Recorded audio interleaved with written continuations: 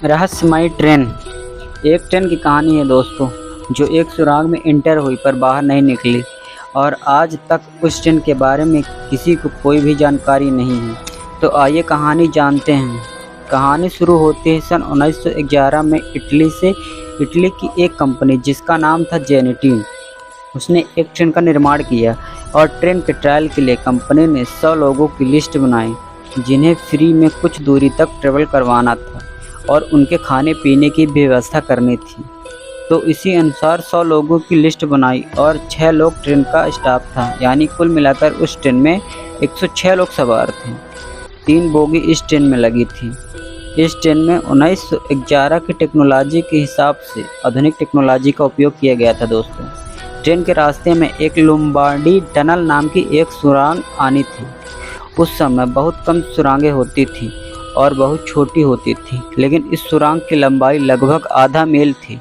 चूँकि ट्रेन का ट्रायल था, इसलिए यात्रियों की खातिरदारी भी बहुत अच्छे से हो रही थी।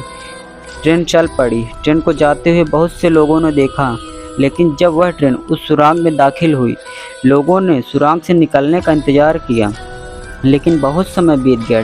ट्रेन सुरंग से बाहर नहीं आई। यह अपने आप में बहुत ही हैरान करने वाली घटना थी दोस्तों।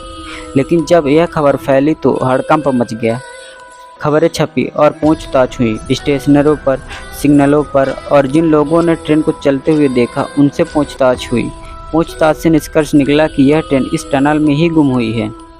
टनल में छानबीन हुई, लेकिन ट्रेन का कुछ अता पता नहीं चल रहा था दोस्तों। तभी 2 लोगों ने यह दावा किया कि वह उस ट्रेन में सवार थे और उन्होंने ट्रेन से छलांग लगा दी, क्योंकि जब ट्रेन सुराग में दाखिल होने लगी तो एक जोर की आवाज़ के साथ सफ़ेद धुआं हुआ, जिससे वह घबरा गए और चलती ट्रेन से कूद गए। लेकिन उनकी मानसिक हालात ठीक नहीं थी, जिस कारण उसकी बातों पर यकीन करना मुश्किल हो गया था।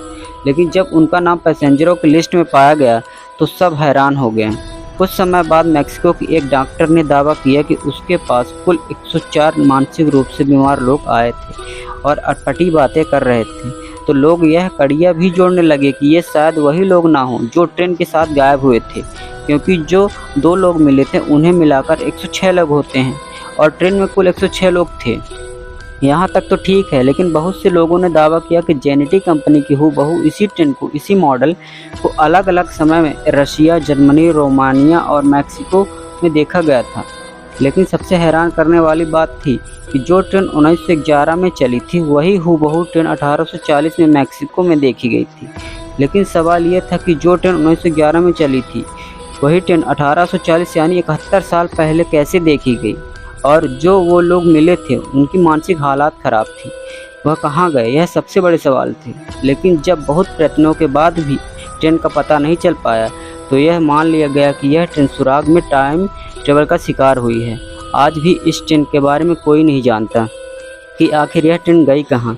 यह दुनिया की सबसे बड़ी मिस्ट्रीज में से एक कहानी है दोस्तों। तो आपको यह कहानी कैसे लगी हमें कमेंट पर ज़रूर बताएं, और आपको कैसी कहानियाँ सुनना पसंद है।